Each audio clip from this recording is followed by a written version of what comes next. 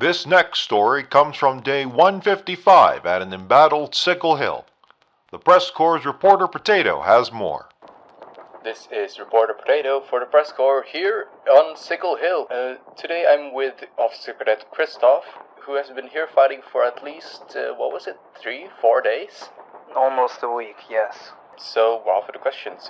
Where were you when the fighting in Sickle Hill flared up? I was actually on the other side of Farranac Coast, preparing for an operation against against Foxhole.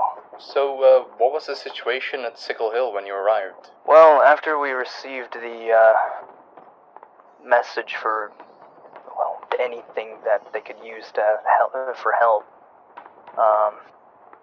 it was awful, really. The entire line was in shambles. The entire warden line was damn near about ready to fall.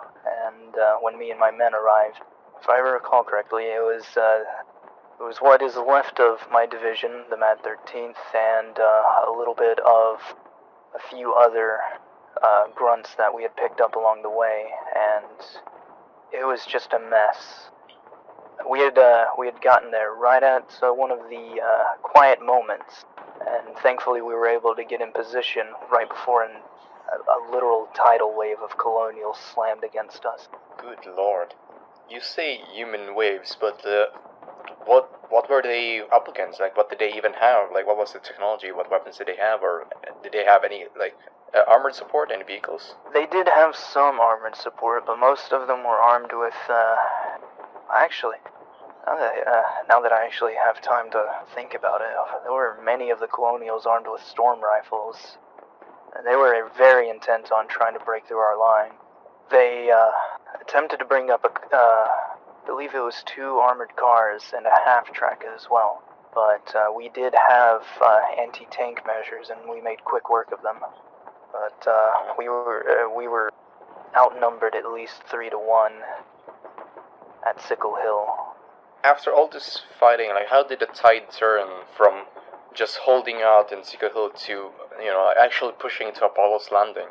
Well, honestly, the entire battle seemed like it was a losing fight, but we weren't going to let those colonials take an inch from us without a fight.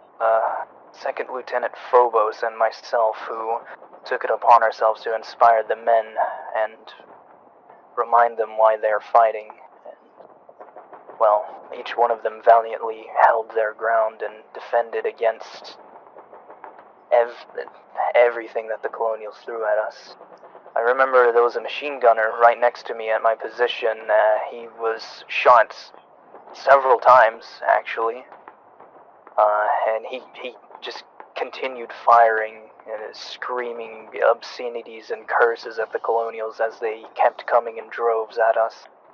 Good lord, so once you got to Apollo's Landing, how was the fighting there? It seems that there's a bunch of buildings there. Were they all, garrisoned? Were they feet for the taking, or what?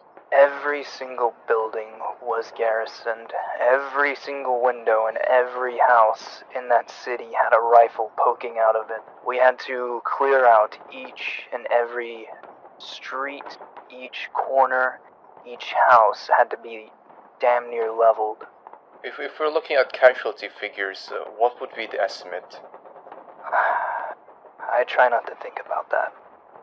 I know casualties on both sides in Farranac Coast have been incredibly steep, as Farranac Coast has seen probably some of the worst fighting in this, but I'm certain the colonials suffered more than we did. I made sure of it. Alright, then. That's all the questions I have, so do you have any final words you'd like to say? I'd like to address my warden brothers and sisters who are fighting on the front lines, if I may. Alright. Brave men and women of the Warden Army, hear my voice. Never underestimate your power. Never doubt it. It is you that stems the tide of the colonial invaders that flows upon our righteous shores. It is you in your countless thousands who smash aside the Masayan dogs. It is you in your infinite courage who crush the colonials and grind their sympathizers into the dirt beneath your boots. Soldiers of Siva, gather your arms and steel yourselves. Fight. Fight in the name of our liberty. Fight in the name of our great leader, Callahan. Never count the days. Never count the miles. Count only the amount of colonials you have killed. Kill the colonial. This is your mother's prayer. Kill the colonial. This is the cry of your Seavish earth. Kill the colonial. This is your sacred duty. Never waver. Never relent. Kill. Death to any and all colonial invaders. Good lord, I asked you for some final words and you gave me a goddamn speech, alright? That was... Hey, was it good though? Was it good? Yeah. Alright. So that was Officer Cadet Krystoph. I suppose you'll be going back to Apollo's Landing. And for the reporting, I'm Reporter Potato.